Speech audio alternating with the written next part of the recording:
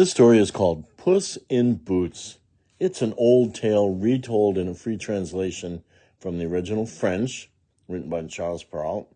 And the translator here is also the artist, Marcia Brown. The first version of these stories about Puss in Boots came from Giovanni Straparola, an Italian author, around 1500. And later this character was picked up and changed a little bit and made very famous by the French author Charles Perrault. He wrote around 1700, so about 200 years later. And Marcia Brown, who speaks French and English, was a translator for this version and did all of the artwork. Puss in Boots.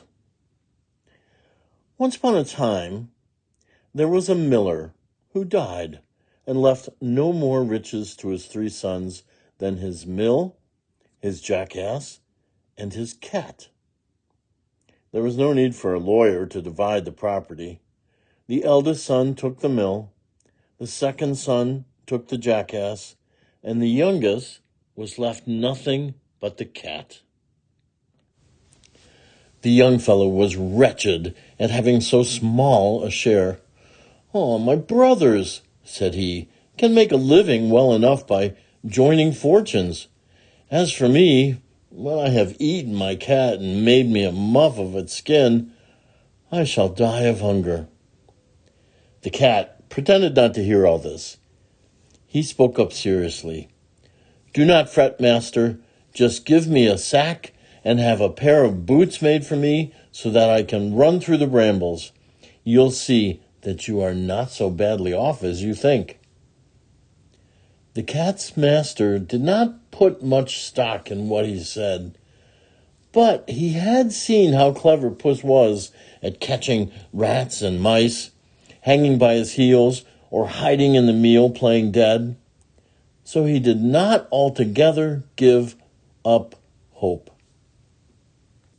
When the cat had what he wanted, he pulled on his boots with a flourish. Tossing his sack about his neck, he took the strings in his 2 front paws and hied himself off to a warren, where there were a great many rabbits. He put some bran and sow thistles into the sack. Then, stretching out as if he were dead, he waited for some young rabbit who had not yet learned the wiles of the world to poke his nose into the sack, looking for something good to eat. Puss had scarcely settled down when his plan began to work. A giddy young rabbit nibbled his way into the sack. Quickly pulling the strings, the master cat caught and killed him at once. Puss took the rabbit and presented it at the palace. He told the king, "How do you do, your majesty?" said Puss. "My master, the Marquis of Carabas, sends this rabbit to you." "I have never heard of the Marquis of Carabas," exclaimed the king, "but I am very fond of fresh game, so I shall gladly accept this present." Another time, the cat hid in a wheat field, ready with his sack open. When 2 partridges stepped in unawares, he pulled the cords tight and caught them both. Off he went to the palace again to present them to the king, just as he had done with the rabbit. The king received the partridges with even greater pleasure.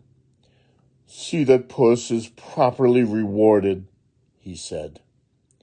For 2 or 3 months, the cat caught wild game like this, each time taking it to the king as a gift from his master.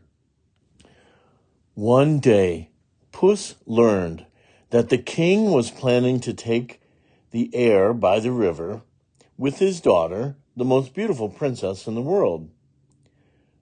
So he said to his master, "If you follow my advice, your fortune is made.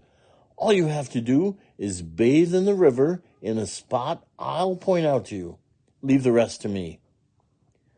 "Well, I can't imagine what good will come of it, but I'll do what you say," said the young man. and he and Puss set off for the river.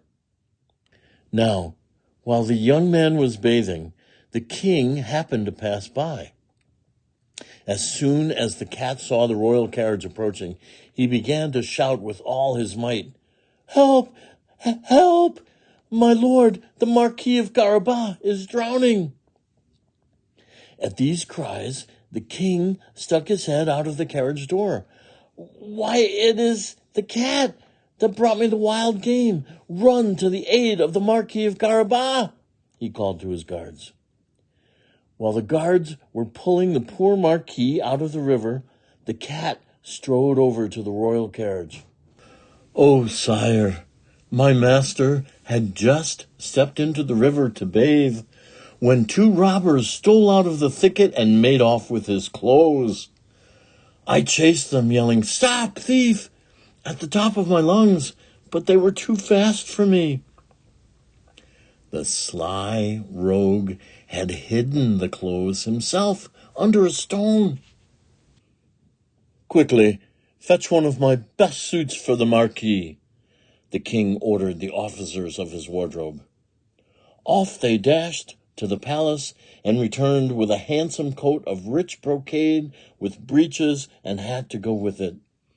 The king made a great deal of the young man. He was a tall and handsome young fellow, and since the beautiful clothes showed off his good looks, the daughter of the king found him very much to her liking. The Marquis of Carabas had only cast 2 or 3 respectful and somewhat tender glances in her direction when she fell madly in love with him. The king would have nothing but that the Marquis enter the carriage and take the air along with them. The cat, delighted at the way his scheme was working out, marched on ahead. He came to some peasants who were mowing a meadow and said, "My good people, tell the king when he passes by that the field you are mowing belongs to the Marquis of Carabas. If you do not, you will be chopped into mincemeat." When the carriage rolled by, the king noticed the fine field. "To whom does this land belong?" he asked the mowers. "To my lord, the Marquis of Carabas," they said all together, for the cat's threat made them tremble. "You have a splendid estate," said the king to the Marquis. "As you see, sire, this field yields a rich harvest every year." The master cat, still keeping well ahead of the carriage, met some reapers. He said to them, "My good people, tell the king that all this wheat belongs to the Marquis of Carabas. If you do not, you will be chopped into mincemeat." A moment later, the king passed by, and of course he wanted to know, "To whom does this wheat belong?" "To my lord, the Marquis of Carabas," called out the reapers. Again, the king congratulated the young man. And the cat, still trotting ahead of the carriage, gave the same warning to everyone he met. At last, Master Sly Boots came to a great castle owned by the richest ogre ever known, for all the lands through which the king had passed belonged to him. The cat had taken care to find out who this ogre was and just what he could do. He demanded to speak to him, telling the guards, "I did not wish to pass so close to the castle without having the honor of paying my respects to your master." The ogre received the cat as politely as an ogre could and bade him sit down. "They tell me," said the cat, "that you have the power to change into all sorts of animals, that you can, for example, turn into a lion or an elephant." "True," said the ogre brusquely, "and to show you I shall turn into a lion." Puss was so terrified at the sight of a lion in front of him that he scrambled up to the gutters. And this was not easy, for his boots were of no use for climbing on the slippery tiles. Soon, however, the ogre resumed his natural form, and Puss jumped down. "Well, now, you really gave me a scare," he said.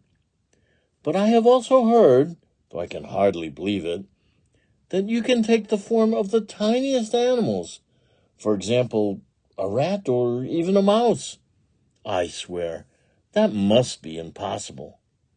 "Whoa, impossible!" roared the ogre. "You shall see." Quick as a flash, he turned into a mouse and scuttled over the floor. The cat had no sooner spied him than he pounced on him and ate him up. Meanwhile, the king came by. When he saw the magnificent castle of the ogre, he wished to step inside. Hearing the rumble of the carriage wheels on the drawbridge, the cat ran out and announced, "Your Majesty is welcome to the castle of my lord, the Marquis of Carabas." "How, my dear Marquis!" cried the king, now thoroughly amazed. "This castle is also yours? I have seen nothing finer than these superb buildings around this courtyard. Please let us go inside." The Marquis gave his hand to the young princess. Following the king, who went first, they entered a grand hall. There they found a magnificent feast, for the ogre had invited some friends of his, who now were afraid to come in, for the king was there. The king was completely won over by the simple charm and character of the Marquis of Carabas, as was his daughter. By now the princess loved the Marquis to distraction. After drinking 5 or 6 glasses of wine and seeing the vast estate about him, the king said, "If you wish to be my son-in-law, my dear Marquis, it rests entirely with you." Bowing very low, the Marquis accepted the honor the king bestowed upon him.